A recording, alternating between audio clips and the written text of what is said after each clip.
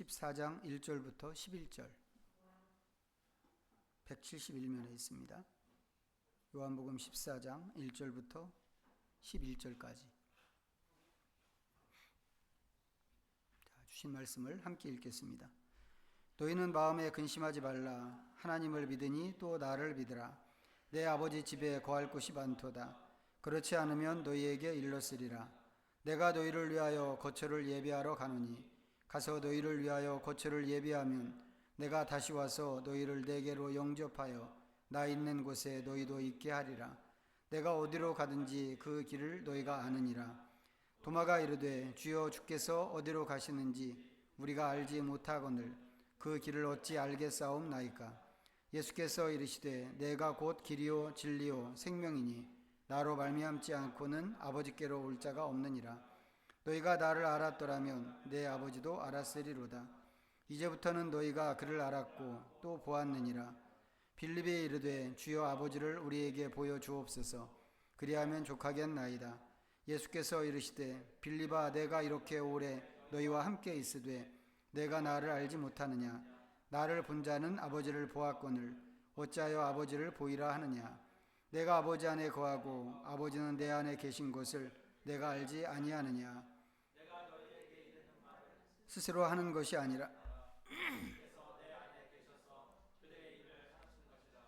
내가 아버지 안에 거하고 아버지께서 내 안에 계심을 믿으라. 그렇지 못하겠거든 행하는 그 일로 말미암아 나를 믿으라. 아멘. 오늘은 우리에게 길 되시는 예수님입니다.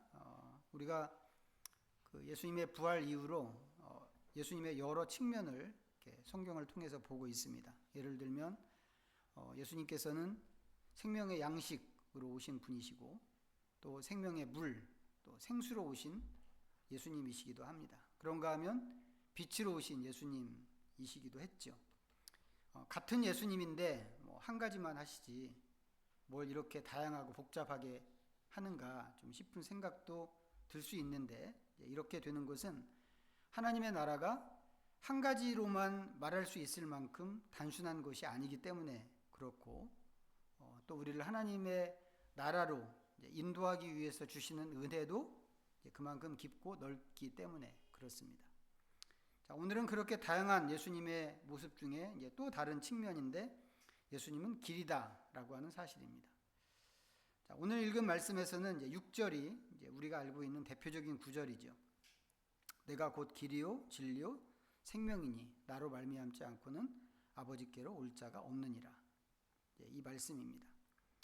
이 말씀은 이미 여러 번 강조해서 말씀드린 구절이기 때문에 우리가 귀에 못이 박혔다 이렇게 할 만큼 이제 익숙하고 이제 잘 아는 그런 말씀입니다. 하지만 하나님의 말씀은 우리가 씹고 또 씹고 또 씹고 해도 계속해서 그 안에 또 단물이 나오는 그런 말씀이기 때문에 단지 이 말씀을 머리로만 아는 것에 그냥 중요성을 두고 멈추는 것이 아니라 삶으로 담아내도록 이렇게 해야만 합니다. 그래서 오늘 이제 그런 측면에서 다시 한번 이 말씀의 의미를 좀 돌아보도록 하겠습니다.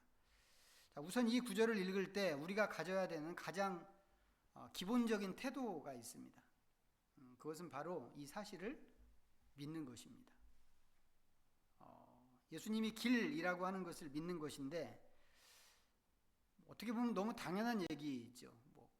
그럼 믿지, 이제 이렇게 생각할 수 있습니다. 예수님께서 자신을 이렇게 규정하셨다고 이제 선포하신 것이기 때문에 이 사실을 우리 믿어야 되고, 또 실제로 보면 대부분의 성도들이 그렇게 믿고 있습니다. 그런데 문제는 이제 이게 그런 식으로 예수님은 길이야 라고 하면 끝나는 얘기가 아니라고 하는 것입니다. 우선 여기서 말하는 이 길은 우리가 늘 걷는 그 길입니다. 기본적으로는 길이 뭐예요? 길이라고 하는 것은 사람들이 자주 다니면 길이 되죠. 그게 길이 됩니다. 이제 그렇지만 또 사람들이 많이 모여서 사는 곳에서는 필요와 어떤 편리를 위해서 인위적으로 길을 만들기도 합니다.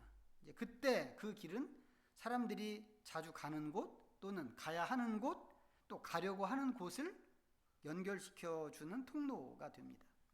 이제 우리는 이제 다 도시 생활을 하고 있는데 도시에서는 워낙 이제 사방팔방으로 이제 길이 많이 나 있고 또 이어져 있기 때문에 어디서든지 길을 걸을 수 있고 또 아무데나 갈 수 있는 것처럼 그렇게 보입니다. 하지만 길이 갖고 있는 중요한 의미는 길이 있고 나는 아무데나 갈 수 있어 이게 아니고 목적지와의 관계죠. 길이라고 하는 것은 그때 의미가 있는 것입니다. 내가 가야 하는 곳, 그 목적지와 나를 연결해주는 그 길일 때 이 길이 우리에게 실제적인 의미가 되는 것입니다. 예수님이 길이라고 하는 것도 마찬가지라고 하는 거죠. 예수님은 길이야 라고 하면 그걸로 끝나는 게 아니고 그 길과 우리의 목적지를 연결해 주는 게 중요합니다. 그런데 이 말씀에서 예수님께서 그렇게 하셨습니다. 바로 아버지와의 연결입니다. 그래서 이 구절이 가르치는 교훈의 핵심은 이 길에서 아버지를 만난다고 하는 것입니다.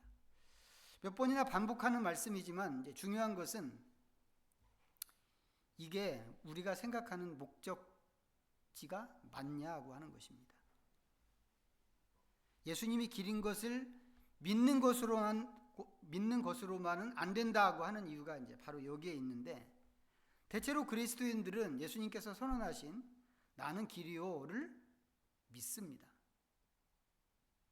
그런데 그 길을 쭉 따라갔을 때 끝에서 만나는 게 아버지라고 하는 것도 믿을까? 어떻게 보면 믿을까도 아니고 알까? 라고 하는 게 더 맞는 질문일 수도 있는데 왜냐하면 예수님을 믿는 목적을 아버지 만나는 것에 두지 않고 천국 가는 데 두는 사람이 훨씬 많기 때문에 그렇습니다. 예수 믿고 천국 가세요. 전도지를 나눠주는 게 바로 그런 거죠. 제가 궁금한 것은 그렇게 천국 가는 것을 꿈꾸는 사람이 이 길 끝에서 만나는 게 아버지라고 하는 것을 알게 된다면 그 사람은 이 사실을 어떻게 생각하고 받아들일까 하는 것입니다.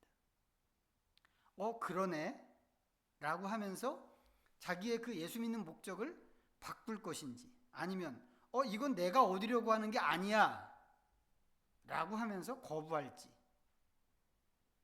저는 이게 모든 사람들이 꼭 짚고 가야 하는 아주 중요한 지점이라고 생각을 합니다. 믿음으로 우리가 얻으려고 하는 것과 하나님께서 실제 주시려고 하는 것이 얼마든지 다를 수 있기 때문에 그렇습니다. 자, 그런데 왜 아버지일까요? 왜 하필이면 아버지일까? 본문에서 예수님께서 말씀하시는 아버지는 하나님이시죠. 그러면 이제 제가 종종 하는 말이 있습니다. 구원은 천국에 가는 것이 아니고 잃어버린 하나님을 되찾는 것이다. 여기서 말씀하시는 아버지가 하나님이라고 하는 것은 누가 보더라도 의심의 여지가 없을 만큼 명확한데 그렇다면 예수님께서는 왜 굳이 하나님이라고 안 하고 아버지라고 하셨을까?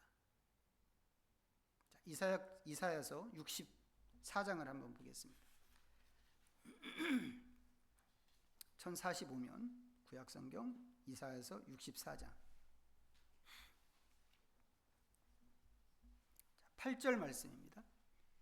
이사야서 64장 8절 읽어보겠습니다. 시작. 그러나 여호와여 이제는 주는 우리 아버지시니이다.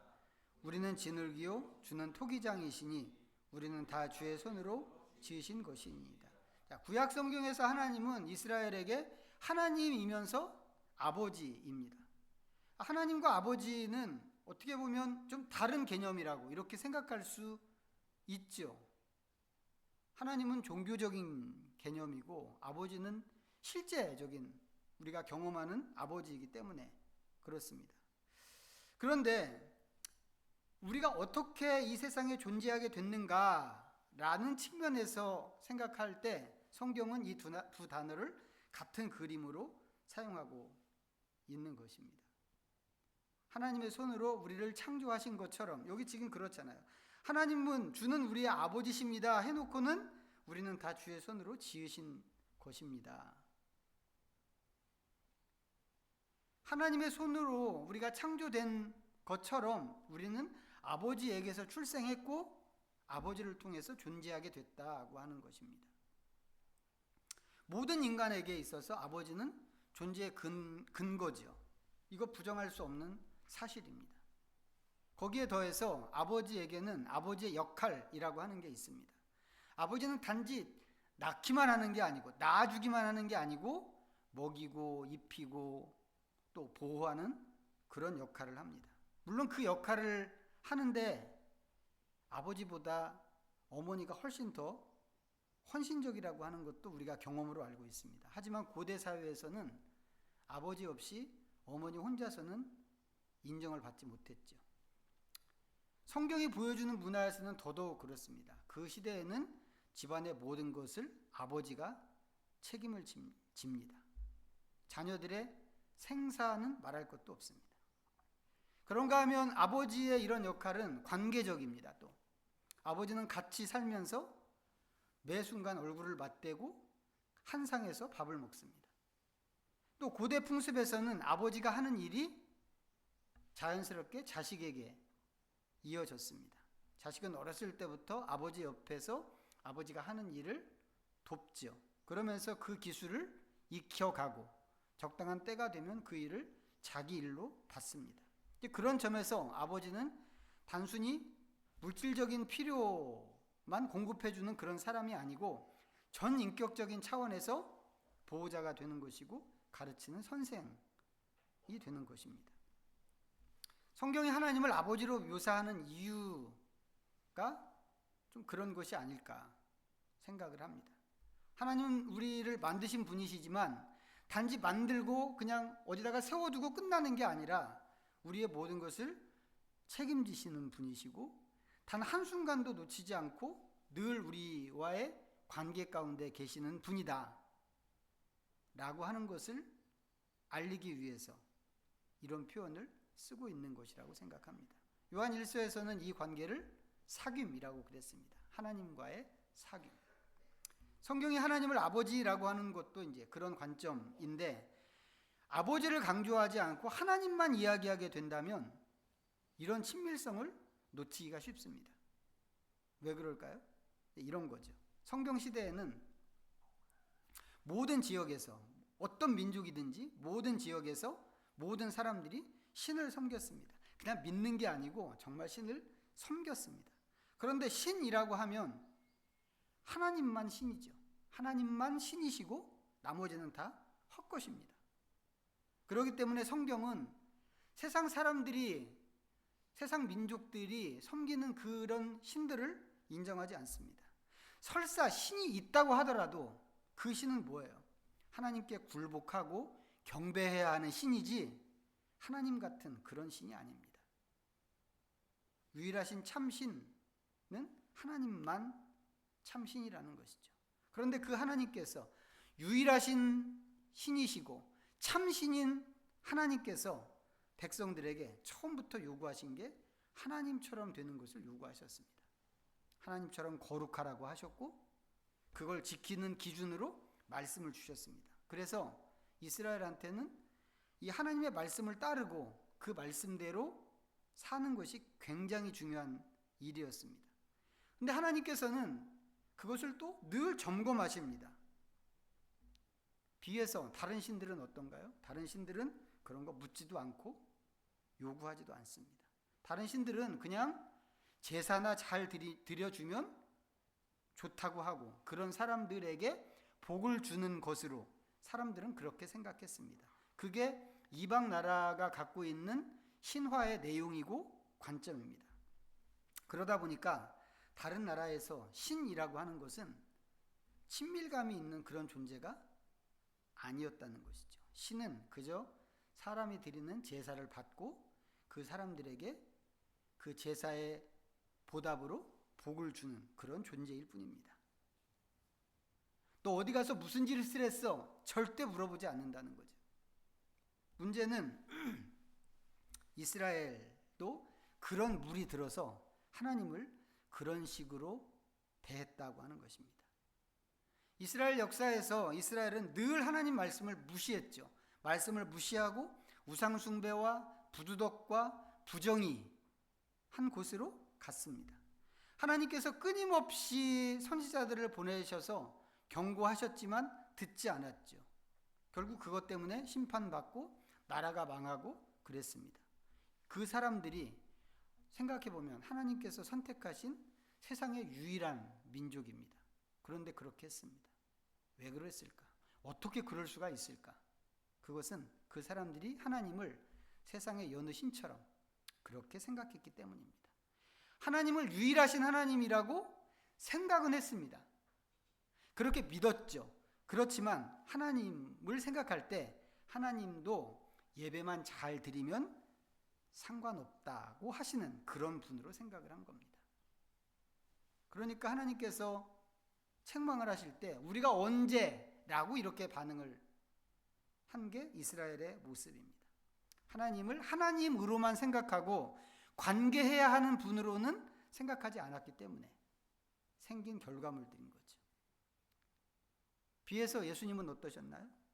예수님께서는 항상 하나님의 말씀이 이루어져야 한다고 하는 것을 생각하셨습니다. 당신께서 하시는 말씀은 하나님께서 주신 말씀이었죠. 하시는 일도 하나님께서 보여주신 일을 한다고 그러셨습니다. 왜 그렇게까지 하시는가? 심지어는 체포되실 때조차도 하나님의 말씀이 이루어져야 된다고 하시면서 체포를 당하셨습니다. 왜 그렇게까지 하시는가? 생각해 보면 하나님을 아버지로 대하셨기 때문에 그런 것이 아닐까 싶습니다. 그리고 실제로 보면 예수님께서는 하나님을 늘 아버지라고 이렇게 말씀하셨습니다. 하나님을 하나님으로만 생각하는 것하고 하나님을 아버지로 바라보는 것, 이 두 가지를 비교해 보면 차이가 있을 수밖에 없습니다. 말씀드린 것처럼 하나님을 말하는 것은 하나님을 종교적으로 생각할 소지가 크고 아버지로 말하는 것은 관계적으로 생각하기가 쉽기 때문에 그렇습니다. 그런데 그렇게 하나님을 아버지로 생각하시던 또 말씀하시던 예수님께서 이런 말씀도 하셨어요. 자, 요한복음 20장인데 찾아보시죠. 요한복음 20장 183면 20장 17절입니다. 읽겠습니다. 시작. 예수께서 이르시되 나를 붙들지 말라. 내가 아직 아버지께로 올라가지 아니하였노라. 너는 내 형제들에게 가서 이르되 내가 내 아버지 곧 너희 아버지 내 하나님 곧 너희 하나님께로 올라간다 하라 하시니. 자, 눈여겨보고 싶은 것이 이제 이 구절의 후반부인데 예수님께서는 늘 하나님을 아버지로 말씀을 하셨습니다. 그리고 그것 때문에 한때는 이 유대인들에게 신성 모독으로 몰려서 돌에 맞아 죽으실 뻔하기도 했죠.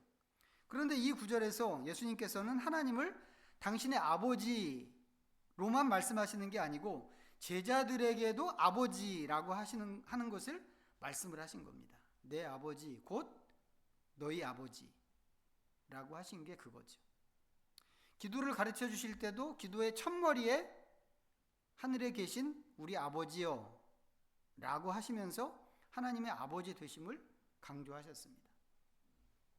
이게 다 뭔가라고 하면 하나님과의 관계, 친밀성을 보여주시는 그런 가르침이라고 그렇게 볼 수 있다고 하는 것입니다. 그런데 다시 처음 본문으로 돌아가서 보면 우리가 길 되신 예수님을 따라가면 그 길에서 만나게 되는 게 바로 그 아버지라고 하는 것입니다. 성경이 보여주려고 하고 예수님께서 보여주려고 하셨던 그 아버지. 이 아버지는 어떤 아버지인가요? 탕자 이야기에서처럼 아들이 돌아오기를 기다리면서 바라면서 매일같이 동구 밖에 나가서 기다리시는 그런 아버지입니다. 기다리기만 하는 아버지이신가요? 하나님은? 성경 전체를 보면 하나님은 찾아오시는 아버지이기도 합니다. 그래서 성경을 보면 성경은 하나님 입장에서는 우리를 찾아오시는 하나님을 보여주는 그런 책이고, 우리 입장에서 생각하면 하나님께 어떻게 갈 수 있을까, 어떻게 갈 것인가, 하나님을 찾아가는 이야기를 하는 그런 책이 성경입니다. 그렇기 때문에 하나님은 그냥 하나님이 아니고 아버지라고 하는 게 아주 중요한 그런 내용인 거죠. 우리는 이 사실을 절대 놓치면 안 되고, 구원은 잃어버린 아버지께로 돌아가는 것이다 라고 하는 사실을 우리 가슴에 정말 깊이 새길 수 있어야만 하겠습니다. 그런데 문제가 있죠. 지난번에 말씀드렸는데 이 세상은 어둠에 있기 때문에 그 사실을 알지 못한다고 하는 겁니다. 이 세상은 어둠 속에, 아주 캄캄한 어둠 속에 있기 때문에 하나님을 알지도 못하고 심지어는 자기 자신에 대해서도 알지 못하는 그런 형편에 처해 있습니다. 이게 우리가 사는 이 세상의 영적인 현실입니다. 지난주에 읽은 말씀은 그렇게 어둠에 묻힌 세상에 예수님께서 빛으로 오셨다고 하는 것을 보여주는 말씀이었고, 오늘 말씀은 아버지를 잃어버리고 광야를 헤매는 것 같은 그런 세상에 길이 되신 예수님을 보여주시는 말씀이라고 하는 겁니다. 이 대목에서 우리가 할 일을 찾을 수 있죠. 생각해 볼 수 있죠. 바로 이 길을 따라가는 것입니다. 제가 오늘 설교 시작하면서 우리가 첫 번째로 할 일, 우리가 이 잘 아는 이 구절을 생각하면서 첫 번째로 할 일이 무엇인가? 그것은 예수님이 길이신 것을 믿는 거라고 이렇게 말씀을 드렸는데, 이 믿음에는 여러 가지 의미가 들어 있습니다. 첫째는 우리 믿음의 궁극적인 목적이 아버지를 되찾는 것이다. 이거겠죠, 일단. 그리고 그것과 함께 이 길을 따라가면 아버지를 만난다고 하는 믿음도 이 믿음 안에 포함됩니다. 아버지를 찾는다는 게 목적이고 이 길에서 아버지를 만난다고 한다면 그 다음에 우리는 그럼 무엇을 해야 할 것인가? 당연히 이 길을 가야만 하겠다고 하는 겁니다. 흔히 믿음을 믿는 것이라고 생각합니다. 그게 보편적이죠. 그래서 오늘 말씀에서도 믿음은 그렇지, 예수님은 길이지, 이렇게 인정하는 것으로 이해할 수 있습니다. 그렇지만 믿음은 예수님은 길이지 라고 하는 게 아니라는 거죠. 진짜 믿음은 그 길을 걷는 것입니다. 예수님이 길이고 그 길에서 아버지를 만난다면 빨리 나가서 그 길을 걸어야만 합니다. 그래야 아버지를 만날 수 있는 것입니다. 나는 저 길에 아버지가 계신 것을 믿어 라고 백날 떠들어도 나가서 그 길을 직접 걷지 않는다면 아버지는 죽었다 깨어나도 만날 수가 없습니다. 왜요? 아버지는 그 길에 계시는 것이지 내 머릿속에 계시는 분이 아니기 때문에 그렇습니다. 그럼 이 길을 걷는다는 게 도대체 뭘까요? 어떻게 하는 걸까요? 저는 이 부분 좀 생각하면서 늘 섭섭한 마음을 갖게 하는 그런 노래가 생각나는데, 나는 구원열차 올라타고서 차표 필요 없어요. 주님 차장 되시니 나는 염려 없어요. 그럴듯하죠. 주님만 의지한다는 차원에서 아주 그럴듯합니다. 그럴듯한데 이 노래가 주장하는 것은 뭐예요? 믿기만 하면 된다. 이거 아니겠어요? 열차를 탄다는 건 그런 거잖아요. 앉아있기만 하면 되는 거죠. 표 받아서 좌석 잡아서 앉아있기만 하면 움직일 필요 없이 열차가 내가 가려고 하는 목적지까지 데려다 준다. 이게 열차가 갖고 있는 기본적인 그림입니다. 믿기만 하고 움직이지 않아도 된다. 그렇게 가르치려고 하진 않았겠지만 그 노래를 계속 부르다 보면 나도 모르게 그 사상에 젖어들게 된다고 하는 겁니다. 하지만 말씀드린 것처럼 그것은 믿음이 아닙니다. 믿는다고 하는 것은 직접 그 길을 가는 것인데, 그렇다면 그게 뭘까? 그것은 예수님께서 보여주신 대로 해보는 것입니다. 도시에서는 이제 길이라고 하면 우리가 아는 저런 길이죠. 평평하게 잘 다듬어지고 그 위에 아스팔트가 쫙 깔린, 보기도 좋고 깨끗하고 걷기도 좋은 넓은 그런 길을 우리는 생각합니다. 하지만 지면이 고르지 못하고, 이제 제가 산이 다닐 때 보면 이제 그런데 걷기도 불편하고 완전히 자갈길, 너덜길, 어디로 가야 할지 방향도 잘 알지 못하는 그런 길들 이제 가거든요. 백두대간 같은 거 하다 보면 아주 굉장히 긴, 어떤 때는 막 25km 이렇게 산속을 가는데 어디로 가야 되는지 자칫 잘못하면 이제 길도 잃어버리는 경우가 있습니다. 그걸 이제 등산하는 사람들은 알바라고 그래요. 길 잃어버리는 걸. 근데 그런 길을 가더라도 중간중간에 표시만 잘 해놓고 있으면 목적지에 쉽게 갈 수 있습니다. 길 잃어버릴 염려가 없습니다. 그런 경우에는 우리가 알고 있는 이런 나 있는 길이 아니더라도 표시가 곧 길이 되는 거죠. 예수님은 길이시고 우리가 할 일은 그 길을 가는 것인데, 그럼 우리는 어떻게 그 길을 갈 것인가? 예수님께서 보여주신 것을 보면서 갈 수 있다고 하는 겁니다. 그러면 그게 길이 되는 거죠. 그것은 곧 예수님이 가르치신 가르침, 교훈과 예수님께서 보여주신 방식을 이야기합니다. 예수님께서 말씀하신 나는 길이요, 이 말씀이 이제 영어 성경에서 보면 I am the way 이렇게 되어 있습니다.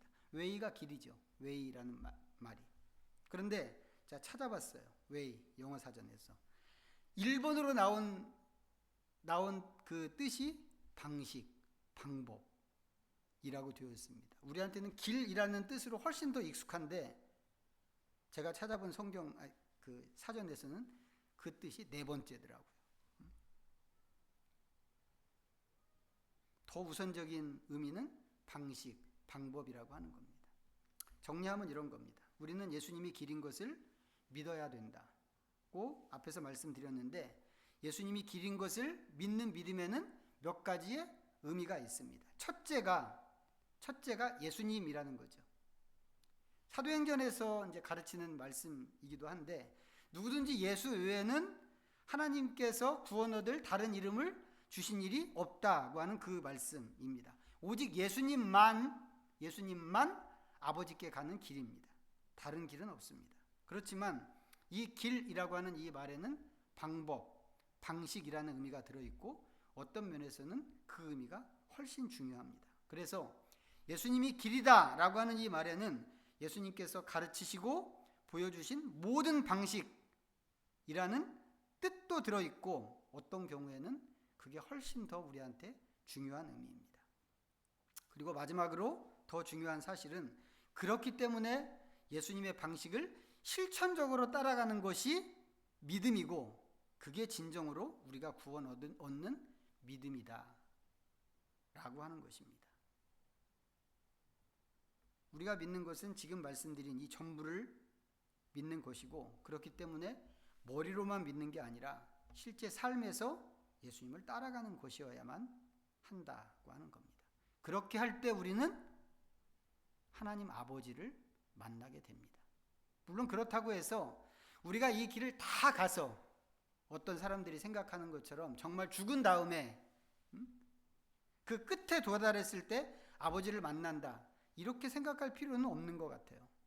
오히려 이 길을 걸어갈 때 어디서든지 예기치 않은 곳, 예기치 않은 때에 거기 계시는 아버지를 만날 수 있는 거죠.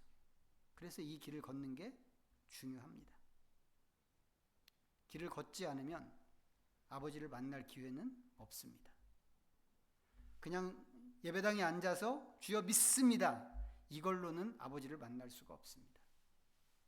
아버지는 길 되신 예수님을 통해서만 볼 수 있고 거기서만 만날 수 있기 때문에 우리는 매일 매순간 예수님의 가르침과 예수님께서 보여주신 것을 보고 그것을 표시 삼아서 그 표시를 따라가는 사람이 되어야 하겠다, 하라고 하는 것입니다. 기도하겠습니다. 잠시 말씀 생각하면서 하나님 앞에 묵상으로 나가겠습니다.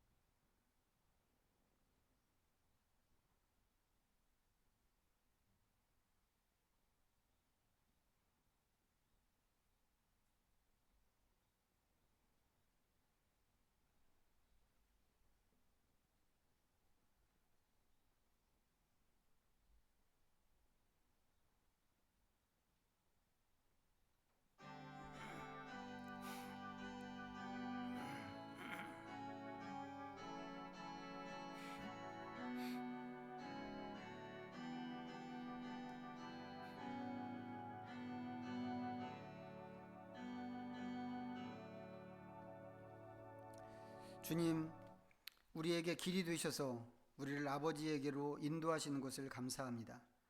아버지에게 가고 아버지를 되찾는 것이 우리의 구원인데 주님께서 길이 되어주시지 않았다면 우리는 광야를 헤매고 아버지도 찾을 수 없었을 것입니다.